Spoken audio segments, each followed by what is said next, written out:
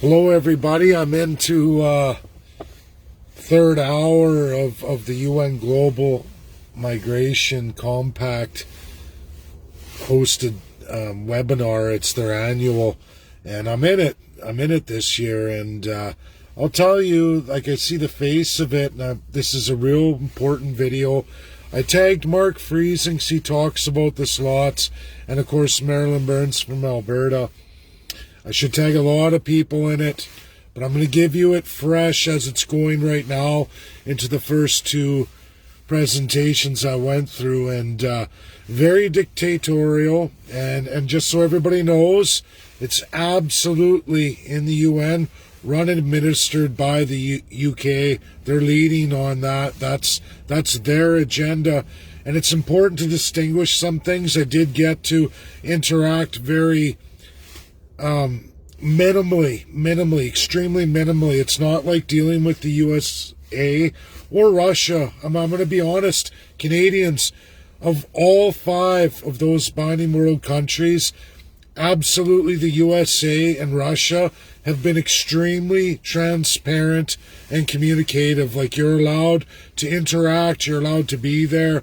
The USA being the best. I'm going to say that right now. USA is very open and transparent on world stage issue matters. If you get into that audience, I've had nothing but great things to say about US and Russia too, believe it or not. So I know Russia and USA go at it, but I'm just being honest here. Regardless of all the things with Russia, they will interact with you. They will give you that stage, sometimes limited, but UK and the rest of them, you know, China has been interactive only when Russia hosts. So this, with the UK and where global compact migration comes into play here, UK's presentation today, which they hold the executive position of that for the world, and I'll tell you, they look at it absolutely as the country. They don't have any kind of recognition, and then they actually condemn it of regions, sub-regions of nations. They don't have any sub-regions, okay? There's no provinces, states, territories of the UK. They are 5 UN nations, so they don't process sub-regions. I don't exist in their narrative. Provinces will never exist in Global Migration Compact. Never will. I can tell you that. As long as UK is in charge. They give good presentation. They do acknowledge some comments. I put forward questions. As of yet, I have not had a single question answered.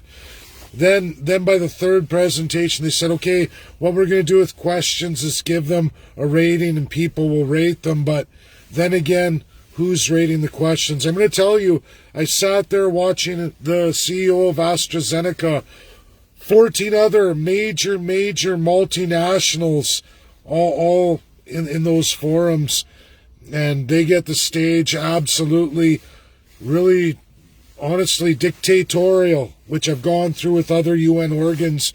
Very dictatorial. They tell you how it is. You're just there to watch, and maybe you can make comments generally throughout. A lot of people don't. I do. I always do. For any of my loyal followers who I've been able to invite you to participate in one of these things. I'm very active. I will say, I will question, I will throw things out there. Gender equality, all of it went right through it. You know, UK's limited, man. They're limited out on anything outside of those 5. They really look at the value supply chain system as their privy, you know, and if nations want to participate, it should be going through their multinationals, of course, right? And then they wonder why so many nations don't really want to do much to do with any of them. And this Five Eyes, everybody, this Five Eyes that we see CPC and Liberals really pushing, and it's completely their agenda dictated on to Canadians in the regions. If you're not Ontario and Quebec, all provinces, regardless, whichever ones and territories, if you're not Ontario and Quebec, You absolutely don't count unless a city has joined in with that compact migration, which that's why I tagged Mark Friesen. That's why cities go the way they do, because it's their only source. UK does not have any respect for any kind of constitutional division of powers of other nations. How the business is a civil right of the provinces, absolutely controlled and mandated by the provinces. They don't care that we don't have constitutions. None of that is important. They look at it all on the national level, the UN state, whoever's prime minister. I really truly hope, as I got to hit all those panelists as they go through the Uyghur situation in China, and I said, how are the sub-nations that are not a member of the UK or the USA or Russia or France, and of course UK, how are they to stand up to China when none of those nations who have the protections over their core businesses protected in value and supply chains? How do the rest of us in the world deal with China?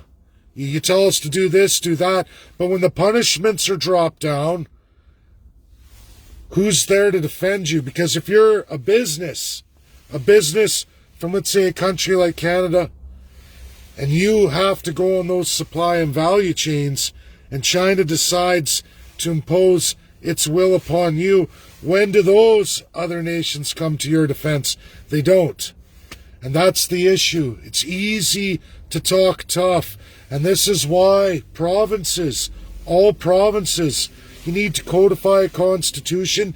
You need to pressure your federal government to build the value and supply chains. Now, UK didn't like that. They did talk about that. I did hear from some massive multinationals who did respond. And it was, oh no, we don't recommend that. Oh no.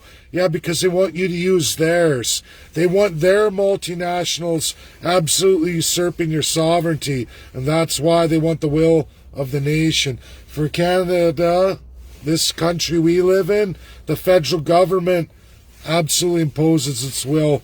I know USA controls a lot of our supply chains, and they regulate the China coming into Canada, and then they allow that to happen.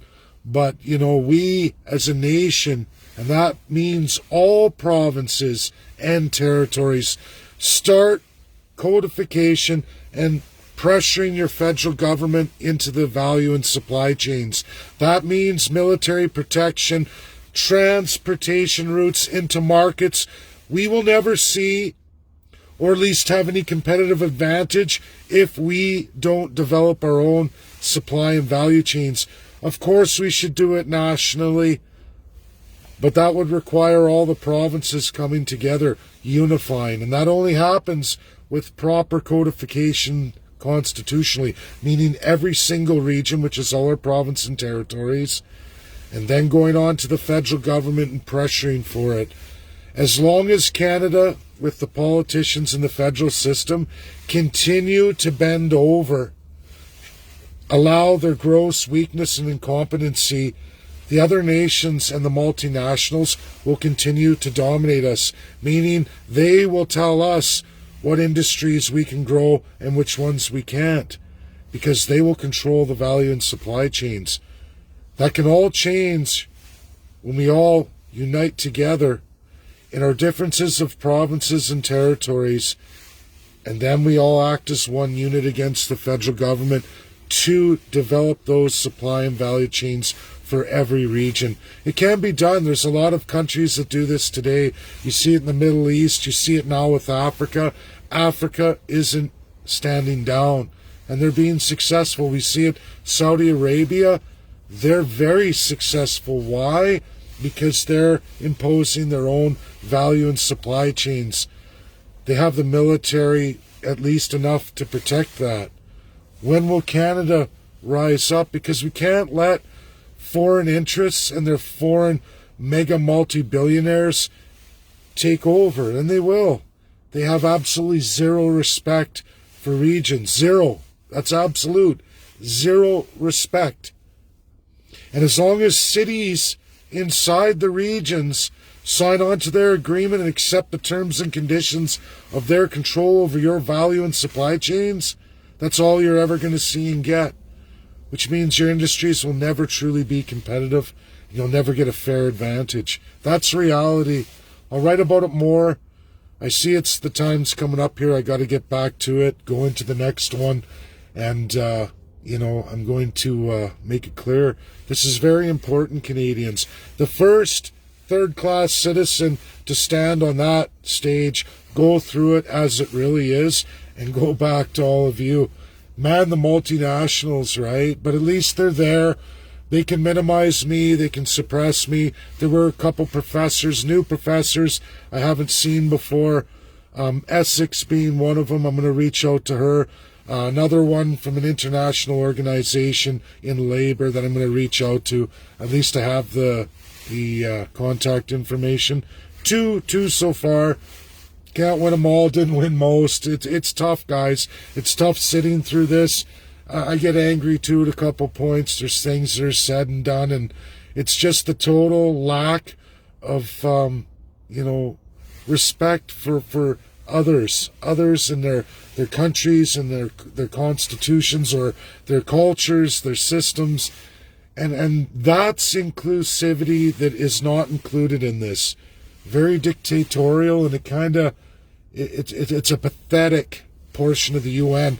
Now understand too, this is a non-binding, not imposed law internationally, of course, because not all of those UNSC 5 have voted in favor of this, and they haven't pushed it through.